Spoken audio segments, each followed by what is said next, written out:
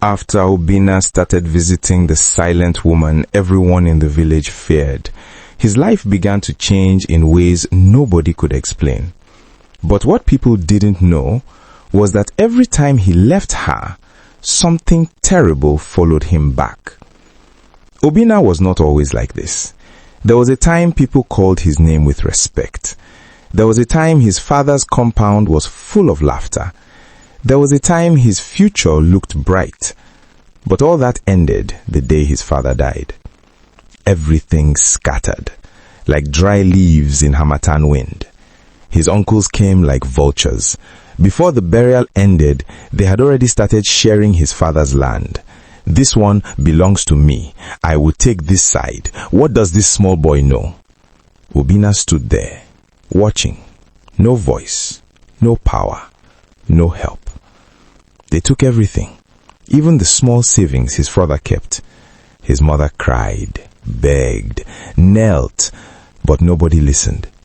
From that day, poverty entered their house and refused to leave. Life became a daily battle. Obinna woke up every morning with only one mission: find something to eat. He walked from one end of the village to another, looking for work. Any work. I can carry loads. I can clear your farm. I can wash plates.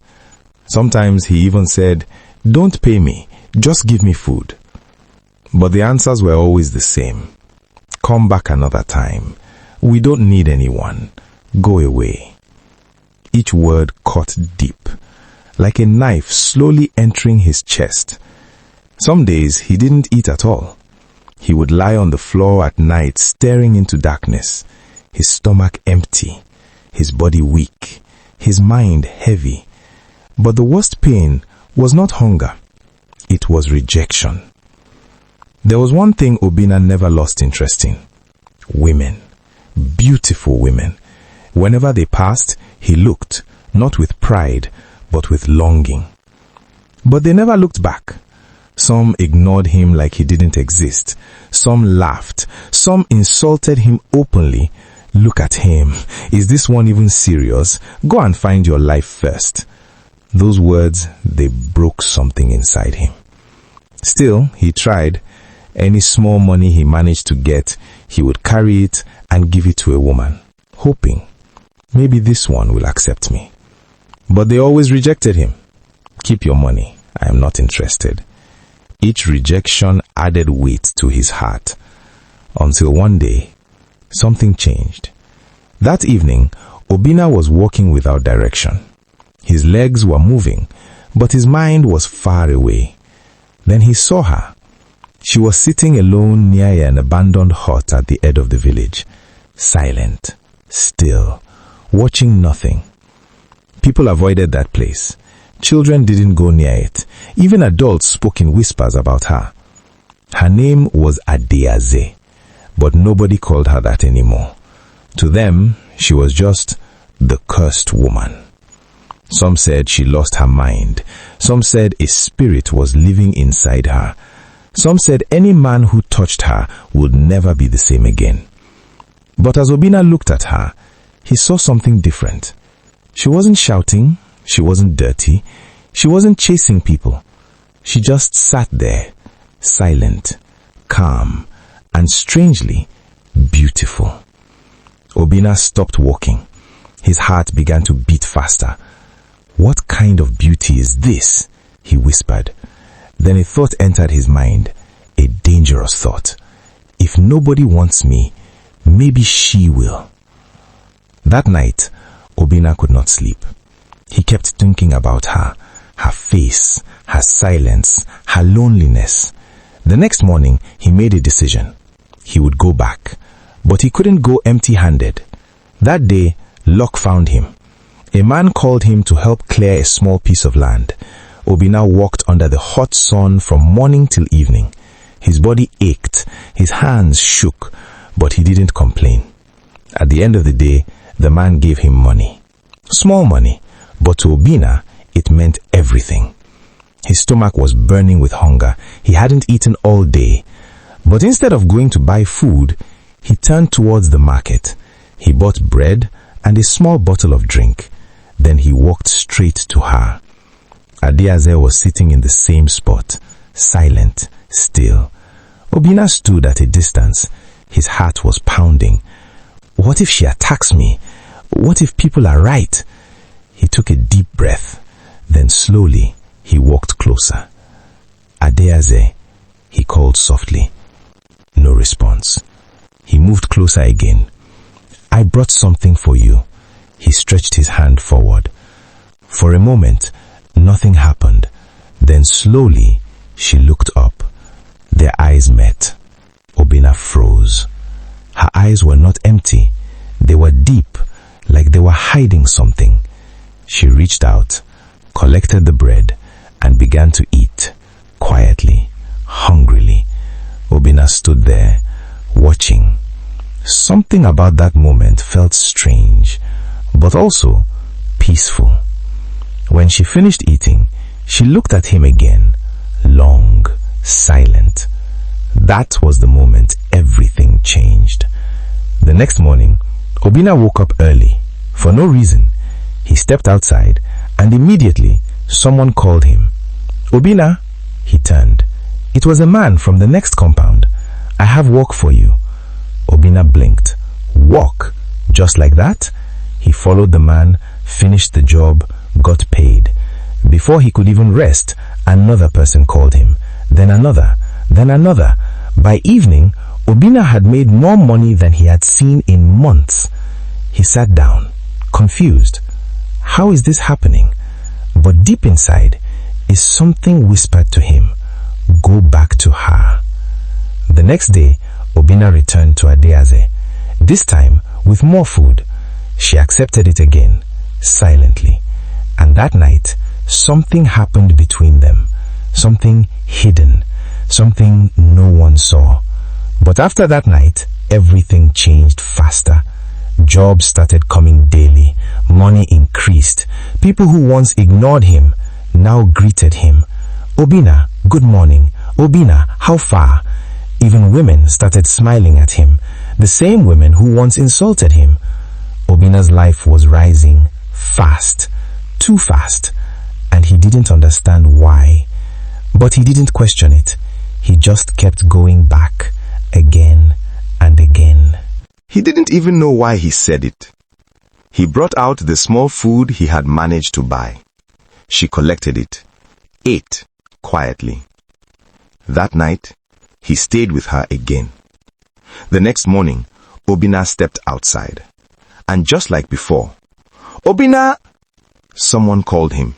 He turned. Work. Again. Then another. Then another. By afternoon, money had started entering his hand again. Obinna stood still. His heart was shaking. This time, he did not ignore it. This is not normal, he whispered.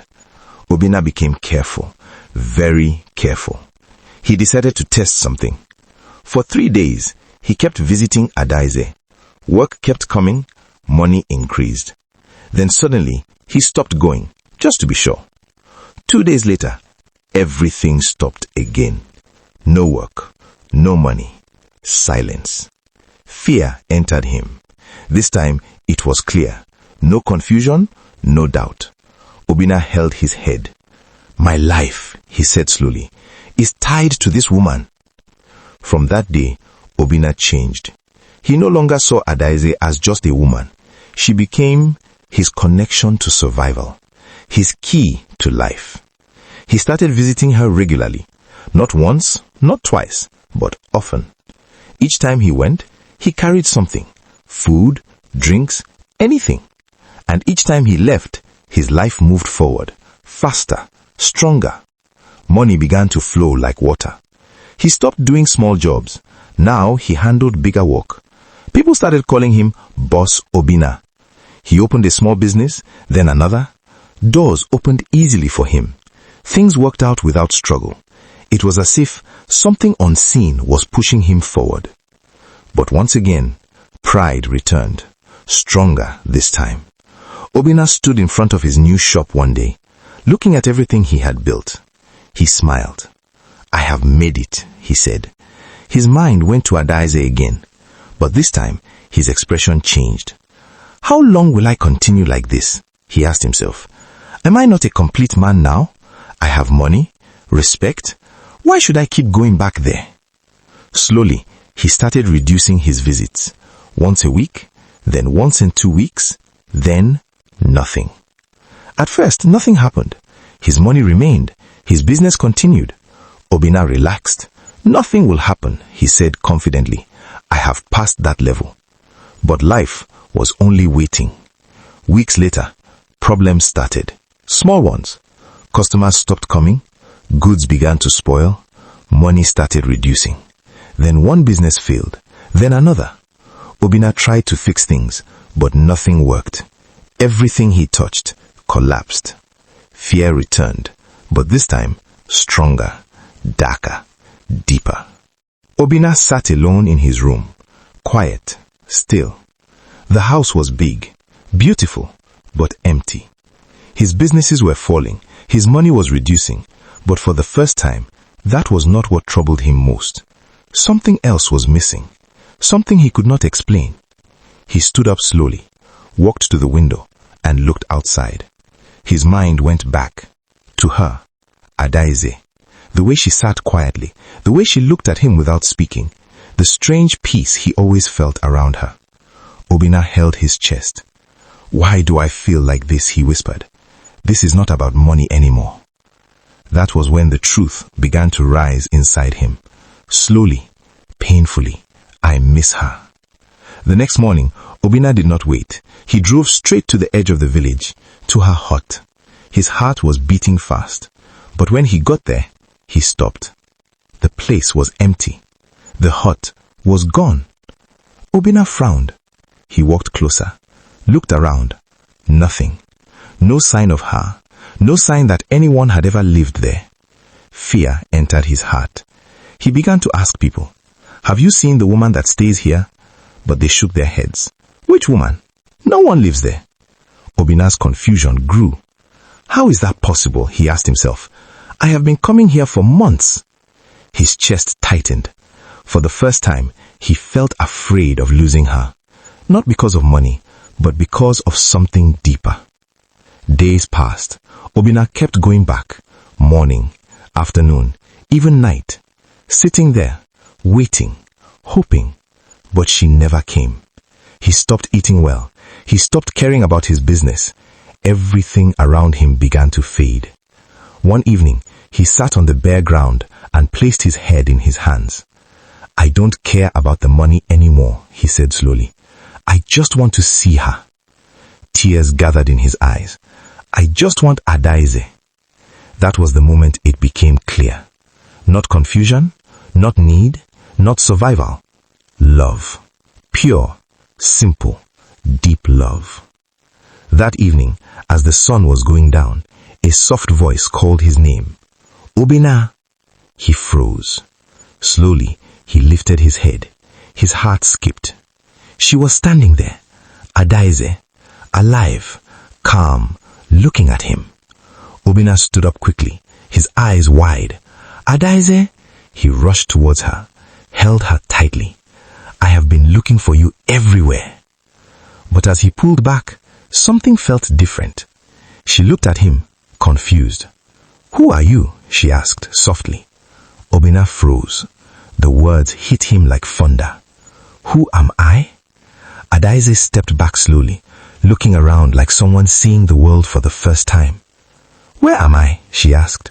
What is this place? Obinna's hands began to shake. Adaeze, it's me, Obinna. But she shook her head. I don't know you. Silence fell, heavy, deep. Then slowly she held her head. My name, she whispered. Adaeze. Tears filled her eyes. I remember. My father. My home. Obinna stepped back in shock. What is happening? That was when everything changed. Obinna took her to his house, gently, carefully. He gave her clean clothes. She bathed, a long bath, as if she was washing away years of pain. When she came out, she looked different, completely different. Not like the silent woman anymore. She looked alive, human, whole, Obinna watched her quietly. His heart was full. Not of desire, not of confusion, but peace. The next day, they traveled to her village. When they arrived, her father came out. The moment he saw her, he froze, then ran towards her. "My daughter!" He held her tightly, crying, shaking. "You are alive. You are okay." Tears flowed freely. But suddenly, a scream broke the moment. Her stepmother. She ran out of the house, her eyes wide, her body shaking. The moment she saw Adaeze, she began to shout, "I did it! I am the one! I caused it!" People gathered, confused, watching. "I took her to a native doctor," she screamed. "I was jealous. She took all my husband's love. I wanted her gone." She held her head, crying, laughing, screaming. Madness had already taken over her. The truth came out. Years ago, she went to a native doctor, demanding power. The man warned her, "This girl is innocent. If you do this, there will be consequences." But she refused. "I don't care. Do it." The native doctor finally agreed, but gave one condition. The day a man loves her truly, not out of pity, not out of gain, but from his heart, the madness will leave her and return to you. She laughed that day. Who will love a mad woman? But she was wrong, very wrong. Obinna stood there, silent. Everything became clear. All those days, all those visits, all those moments, what started as desperation became connection. What started as need became attachment. What started as survival became love. And that love broke everything. Months passed. Obinna and Adaeze grew close.